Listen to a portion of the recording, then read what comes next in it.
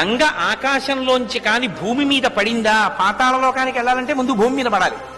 భూమి మీద కాని పడిందా, ఈ భూమి తట్టుకోలేదు, కదిలిపోతుంది భూమి.